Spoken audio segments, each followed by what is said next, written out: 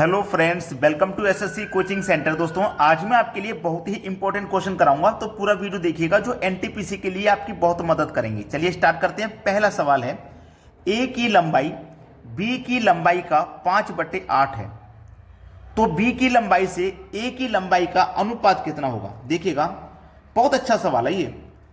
ए बटे में लिखो बी, इनकी जो लंबाई का अनुपात है वो 5/8 है। सवाल खत्म हो गया। ए की लंबाई 5 है, बी की लंबाई 8 है, हो गया सवाल खत्म। ए और बी इसी का तो अनुपात पूछ रहा है, तो ए की लंबाई कितनी है 5 है और बी की कितनी है 8 है, तो 5:8 देख लो किस ऑप्शन में है। 5:8 या 8:5 किस ऑप्शन में है। आप बोलेंगे सर पहले ऑप्शन में है, लेकिन यह सही जवाब नहीं है। क्यों नहीं है सही जवाब? क्योंकि प्रश्न को आपने सही तरीके से नहीं पढ़ा। उसने बोला है बी की लंबाई से ए की लंबाई, बी की लंबाई से पूछा है तो पहले बी आएगा बाद में ए आएगा। तो बी की लंबाई है 8, ए की लंबाई है 5, तो सही जवाब होगा 8:5, जो कि डी ऑप्शन में दिया गया। एग्जामिनर ऐसे ही सवालों से आपके माइंड को चेक करता है कि आपने पढ़ाई कितनी की हुई है। अब देखते हैं अगला सवाल। अगला प्रश्न है, 50 व्यक्तियों के एक कार्यालय में 18 लोग अपने दाएं हाथ से लिखते हैं और 26 लोग अपने बाएं हाथ से लिखते हैं और 2 अपने दोनों हाथों से लिखते हैं, तो कितने लोग ऐसे हैं जो लिख नहीं सकते। टोटल व्यक्ति हैं 50। इसमें से हम माइनस करेंगे जो लिख सकते हैं, क्योंकि हमें जो बताना है वो बताना जो लिख नहीं सकते ना। तो टोटल व्यक्ति 50 हैं, जिसमें से 18 व्यक्ति अपने दाएं हाथ से लिखते हैं प्लस 26 व्यक्ति बाएं हाथ से लिखते हैं, और जो दोनों हाथों से लिख सकते हैं ना उसे माइनस कर दीजिए। जो दोनों हाथ से लिखते हैं, क्यों माइनस करेंगे वो भी बताऊंगा। 50 माइनस 18 और 26 मिलाएंगे तो 44 हो जाएगा ये, और माइनस का ये 2 है, ठीक है। 50 माइनस 44 में से माइनस करेंगे 2 तो कितना हो जाएगा 42, ठीक है। तो 50 में से 42 चले गए तो 8, ये हो जाएगा आपका आंसर। अब हमने ये 2 क्यों माइनस किया था ये मैं बताता हूं। उसने बोला है कि 18 लोग दाएं हाथ से लिखते हैं, 26 लोग बाएं हाथ से लिखते हैं, टोटल लोग कितने हो गए भाई 44, और 2 अपने दोनों हाथों से लिख सकते हैं। 2 लोग ऐसे हैं जो अपने दोनों हाथों से लिख सकते हैं, तो वो दोनों हाथों से लिखने वाले लोग इस 18 और इस 26 में ही शामिल हैं, इस 8 में शामिल नहीं है। ये 8 लोग तो ऐसे हैं जो लिख ही नहीं सकते, ना लेफ्ट से ना राइट से और ना ही दोनों में से किसी हाथों से। समझ में आया ना? तो ये 8 हमारा सही जवाब हो जाएगा। अब देखते हैं अगला प्रश्न। अगला प्रश्न है, 5 और 30 का तृतीयानुपाती क्या होगा। तृतीयानुपाती पूछा है। ये हो गया ए, ये हो गया बी। तृतीयानुपाती यानी कि सी बताना है, ठीक है। देखिएगा, तृतीयानुपाती निकालने का एक फॉर्मूला होता है और वो होता है b²/a। इससे हमारा तृतीय अनुपाती निकल के आ जाता है। पहली संख्या a, दूसरी संख्या b। चलिए, b का स्क्वायर करना है। b का स्क्वायर मतलब 30 का स्क्वायर करना है। तो स्क्वायर का मतलब क्या होता है 30 × 30 स्क्वायर होता है। a कितना है 5। चलिए, 5 × 30, 6 × 3 18 और 1 0 180 हो जाएगा तृतीय अनुपात। सी ऑप्शन आपके सवाल का बिल्कुल सही जवाब है। सभी को समझ में आ गया प्रश्न। अब देखते हैं अगला सवाल। अगला प्रश्न है, किसी राशि पर 4 वर्षों का साधारण ब्याज उस राशि का 1/5 है, वार्षिक ब्याज की दर है।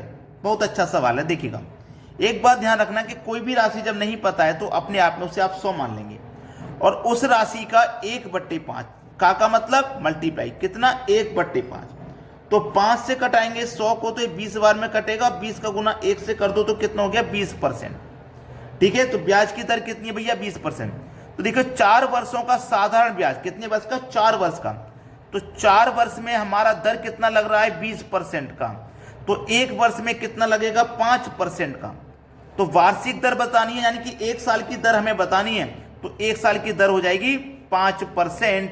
ये हो जाएगा हमारे सवाल का सही जवाब, बी ऑप्शन। अब देखेंगे अगला सवाल। अगला प्रश्न है, एक घड़ी 200 रुपए में बेचने पर उतने ही प्रतिशत लाभ होता है जितना उस घड़ी का क्रय मूल्य है। घड़ी का क्रय मूल्य क्या है? बहुत अच्छा सवाल है। जैसे मान लो घड़ी का क्रय मूल्य 100 रुपये था, तो 100 का ही लाभ होगा। घड़ी का मूल्य मान लीजिए 200 रुपये था, तो लाभ भी 200 का ही होगा। प्रश्न के कहने का मतलब ये है, ठीक है। और हमारे पास विक्रय मूल्य दिया गया, विक्रय मूल्य हमारे पास कितना दिया गया? 200 रुपये। 200 रुपये में बेच रहे हैं ना, 200 रुपये हमारा विक्रय मूल्य है। तो 200 रुपये हमारा विक्रय मूल्य है, तो हमारा क्रय मूल्य क्या होगा? इसका आधा होगा। इसका आधा मतलब 100 रुपये होगा कॉस्ट प्राइस। अब समझ में नहीं आया तो समझ लो, कॉस्ट प्राइस मेरा कितना होगा? 100 रुपया होगा, और मैं बेच कितने में रहा हूँ? 200 में बेच रहा हूँ। तो 100 की चीज को 200 में बेचूंगा तो फायदा कितने का होगा? मुझे 100 रुपये का होगा। तो उसने बोला क्या था कि एक घड़ी 200 रुपये में बेचने पर उतने ही प्रतिशत का लाभ होगा जितना उस घड़ी का क्रय मूल्य है। घड़ी का क्रय मूल्य कितना है? 100, और लाभ भी मुझे कितने का हो रहा है? 100 का। तो कंडीशन सेटिस्फाई हो गई, सेटिस्फाई होगी कि नहीं होगी? तो मेरा प्रश्न क्लियर हो गया। तो क्रय मूल्य मेरा घड़ी का क्या हो जाएगा? 100 रुपये हो जाएगा।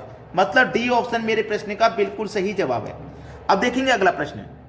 अगला प्रश्न है, 2 अंकों वाली संख्या के अंकों का योग 8 तथा उनका गुणनफल 12 है, तो 2 अंकों वाली संख्या में कितना अंतर होगा? 2 अंकों वाली संख्या के अंकों का योग, पहली संख्या a है, दूसरी संख्या b मान लेता हूं, और दोनों का योग कितना दिया गया है? 8 दिया गया। भाई कोई संख्या a है और b है, दोनों का योग 8 दिया गया, और उन दोनों का गुणनफल 12 है। उन्हीं दोनों संख्या a और b का गुणनफल कितना है? 12 है, ठीक है। तो उनका अंतर कितना होगा? यानी कि इस a और b, इन्हीं संख्या का अंतर कितना होगा ये बताना है। तो कोई दो संख्या ऐसी लो, अगर जिनको जोड़ें तो 8 आ जाए और उनका गुणा करें तो 12 आ जाए।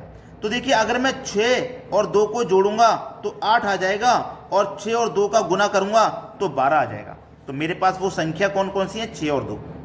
तो उनका अंतर ही तो करना है। तो a का मान मेरा देखो 6 है, b का मान 2 है, दोनों का अंतर ही तो करना है। तो 6 में से 2 गया, 4 आ जाएगा। अंतर कितना हो जाएगा? 4। यही तो है सवाल का सही जवाब, बी ऑप्शन। समझ में आ गया ना सभी को? अब देखते हैं अगला सवाल।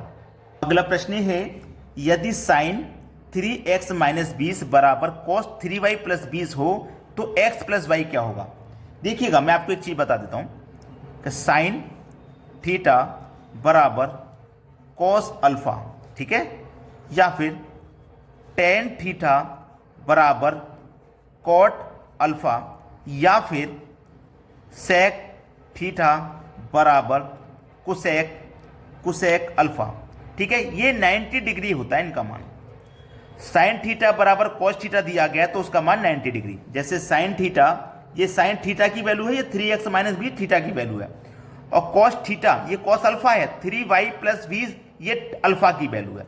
तो ये कितने के बराबर होता है? 90 डिग्री के बराबर होता है, यानी कि याद रखना इस बात को, ठीक है। चलिए अब देखिएगा, साइन थीटा की वैल्यू कितनी है? 3x - 20, ठीक है। चलिए, प्लस इसकी वैल्यू कितनी है? 3y + का 20 बराबर कितने के बराबर है? 90 डिग्री के बराबर है। अब देखिएगा, ये माइनस का 20 और ये प्लस का 20 कट जाएगा। 3x + 3y बराबर 90 डिग्री। 3 यहां भी है, 3 यहां भी है, 3 आ जाएगा कॉमन, बचेगा क्या? x + y बराबर 90 डिग्री, ठीक है। 3 से 90 को कटा दो तो 30 बार में कटेगा, तो x + y कितना हो जाएगा? 30। पूछा क्या गया था? x + y क्या होगा? x + y होगा 30 डिग्री, यानी कि बी ऑप्शन है सही जवाब। तो सभी बच्चों को वीडियो लाइक कर देना है और शेयर कर देना है, इतना काम जरूर करना है सभी बच्चों को, ठीक है दोस्तों। धन्यवाद।